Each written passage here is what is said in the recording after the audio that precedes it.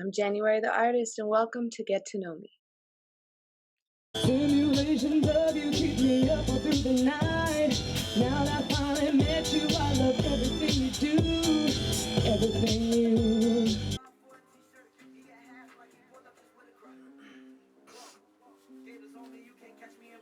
I'm a hero on my bike, bitch, I bunny hop. You have to die so I can get bunny top.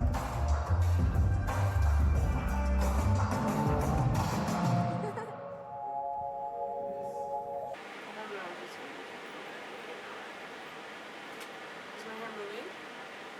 A little bit.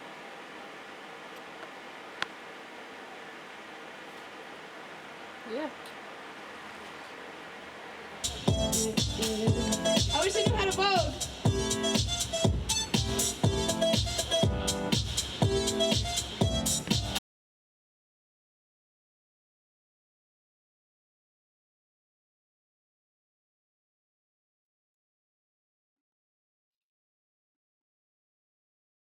I think I am someone who values my life. I value my purpose in life. I value life itself. I think that I'm seen as someone who is a goal getter, very artistic, intelligent, comical,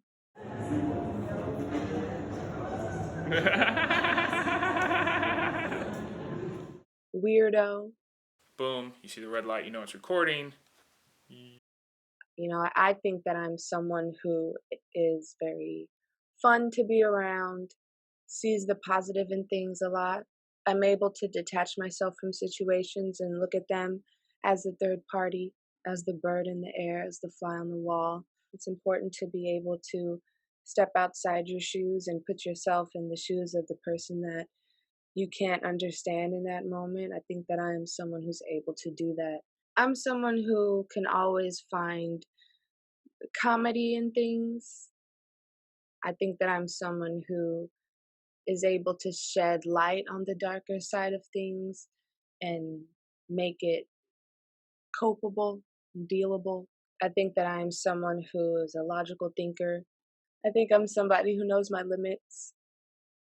I think that I'm someone who is a student at life that's continuously learning, continuously analyzing things from the inside out. Whether it's why does this person do this, or why did they just say that, or what's going on in the world right now. And it definitely does take a toll on my brain. I think I am somebody who takes on a lot, whether I am able to withstand it or not. I think that I'm someone who is appreciative of the arts, appreciative of all areas of profession that, involves a lot of hard work, a lot of talent, a lot of drive and passion. But ultimately, I think I'm someone who just enjoys life and tries to see the good in things, and definitely somebody who likes to express myself. I'd like to think that I'm looked at as an artist.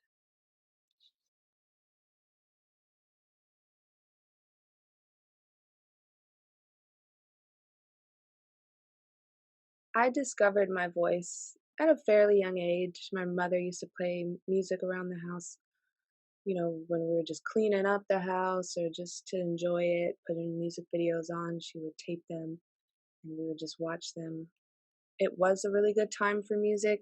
I was born in 91, so growing up listening to the 90s and things of the past, things from the 80s and late 70s was just really, really influential to me and set the foundation for my interests today. My mother would play all kinds of different genres, everything from Guns N' Roses to Michael Jackson. It was just a lot of different artists, just a different mesh of different things that just set the tone. And I would just listen to it all and I would mimic it all and try to sing it all. And I just discovered that, hey, I really like doing this. I really like singing these songs, and these songs are really impactful to me. I really like them. I really enjoy them. I think the genre that really did it for me was R&B, just singing, Mariah Carey at a young age. Janet Jackson songs and dancing along. And, I was always moving and grooving as a little girl as well. Mimicking the songs and singing the songs was just so fun. I to this day I enjoy karaoke. I just love singing other people's music still. But really, what really sat with me and sank into my heart was Aaliyah's music and just her in general, just everything about her resonated with me so well. She was one of the first albums that I went out and bought. Well, my father bought for me because I was definitely too young. On my little Walkman with my headphones, like it actually went across the head. It's really just a really fun time. And when she passed, it was an extremely devastating time for me. And musically, I just shifted somewhere else. And this was a bit before, this was like 2 years before I was in middle school. But by the time I was in middle school, that was a little emo phase that a lot of us had, and I started listening to a lot of rock music, a lot of punk indie music. That also helped build the foundation to the alternative R&B sound I have today because originally I fell in love with R&B.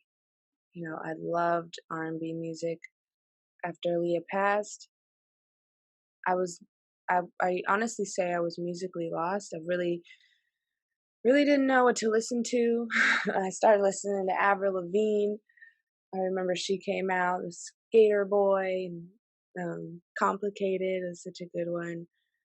I just really liked rock music. I really liked the guitar and drums, and I started listening to like good, not Good Charlotte, My Chemical Romance, She Wants Revenge, just the Killers, Franz Ferdinand. I'm trying to think of the bands back in the day I used to listen to.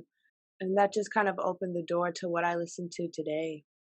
And R&B has been lost in time until now. It finally resurfaced. There's a lot of R&B artists that are finally doing their thing, and I'm loving it. I'm loving it. So it's definitely opportunity for a time of good music again. I think we're all tired of hearing the same stuff. And so my lane that I feel like I need to be in, it feels good, it feels comfortable, it feels right, and I just need to deliver. I started writing music a little later on.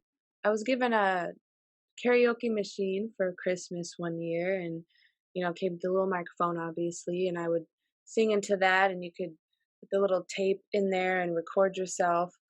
And I started just singing into it and recording little songs that I made up, and that was fun too. It was just like, wow, like not only am I good at just the performance, I could actually create as well. So it was really fun to discover all of that and just to play around with it all. And ultimately later on my brother got into music and we started creating it like on a real level. So I just really knew like this is fun. I'm good at it. I enjoy it a lot, like not just on a hobby base. Like this is me, music and singing. Like it was always there. It was always there. The process just involves a lot of hard work, obviously. You hear that all the time, but it's vital. It's important. You have to be consistent in what you're doing, continue to grow, continue to be open to critique, to be able to grow, learning from the mistakes made, learning from the doors closed, in your face, and just continuing to move forward.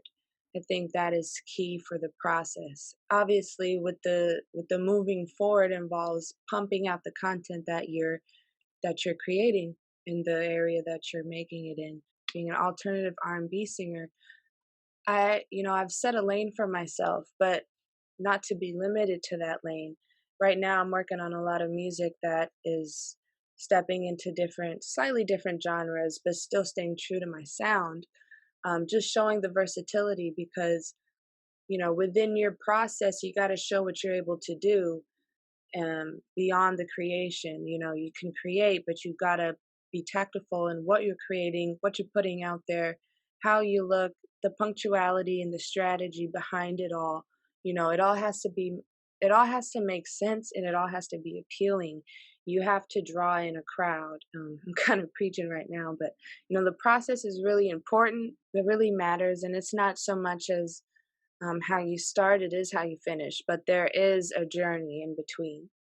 And in order to get to a satisfying finish, in order to get to the goal, the process has to be, it has to be growth, because you're going to make mistakes. You're going to run into, closed doors. There's been times where I've gotten offers that, I thought could change my life, but it turned out that those things weren't destined for me. And I understand that, you could take it as an L, as a failure, or you could take it as an opportunity to grow. It's ultimately experience points at the end of the day, leading up to another level in your life. So the process is definitely really important. And my process includes pumping out content, making sure that I'm building my brand in a way that is appealing, in a way that people can gravitate to, and also in a way that's unique and different from others. So I just used this. Behind the scenes. I couldn't find my black belt. So that there's no sachet. No sachet? I don't know. I What like are you I going like for? I actually like the sachet after I had to Do deal you with want it. it below the skirt like that too? That's cute. Yeah. Alright, just gonna stay like that then. Okay. Show some That's your titty. vibe. I'm liking this makeup look actually. Yeah. Thank you. Yeah. You was like, woo! It was all on your forehead.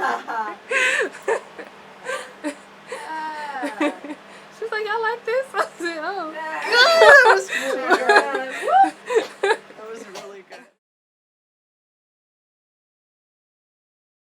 The goal is clearly to live comfortably doing what I love to do, which is singing my butt off, which is continuing to make music, continuing to make visuals, and perform. I love the stage. There's no feeling like getting behind the microphone. There's no other feeling than, your songs coming on one by one, and there's a different, connection you have to each of them, and just being able to share that live is just, it's life for me. It's life for all of us who do this, who really want to do this. And that's the goal, to just be able to do it, without worrying about finances and if people like it or not. At this stage in my career, it's just all preparation for the inevitable, which is what's meant to happen. I just want to be free in doing what I love to do. I would love to be an independent artist forever. But if that's not my route, so be it. If things blow up and I blow up and the world knows my name, hey, so be it. That's not necessarily the goal, but it definitely used to be the goal. The goal is just to be happy, is to live a thriving life, a fruitful life that is pleasing to God. That is the goal. And ultimately, I am using my gift that I know is God given, and I just need to use it and pursue my dreams. And that's the goal, to be able to do that freely.